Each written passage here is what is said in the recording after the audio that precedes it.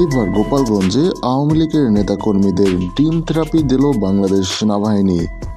এর আগে গতকাল গোপালগঞ্জে আওয়ামী লীগের মিছিল নিয়ে রাস্তায় বের হলে সেনাবাহিনীর সাথে আওয়ামী লীগের নেতাকর্মীদের তুমুল সংঘর্ষ হয়। এক পর্যায়ে আওয়ামী লীগের নেতাকর্মীরা সেনাবাহিনীর উপর আক্রমণ শুরু করে। এক পর্যায়ে সেনাবাহিনীর গাড়িতে ভাঙচুর চালায়। পরে সেনাবাহিনীর গাড়িতে আগুন ধরিয়ে দেয় আওয়ামী লীগের নেতাকর্মীরা। এতে সেনাবাহিনীর প্রায় 15 সদস্য আহত হয়। পরবর্তীতে তাদের হাসপাতালে ভর্তি করা হয়। পরিস্থিতি মোকাবেলা করার জন্য সেনাপ্রধানের নির্দেশে যশোর ক্যান্টনমেন্ট থেকে অতিরিক্ত সেনা, সাঁজোয়া যান এবং ট্যাঙ্ক নিয়ে গোপালগঞ্জের উদ্দেশ্যে রওনা হয়। পরে রাতে চিরুনি অভিযানে আওয়ামী লীগের নেতাকর্মীদের ডিম থেরাপি দেয় বাংলাদেশ সেনাবাহিনী।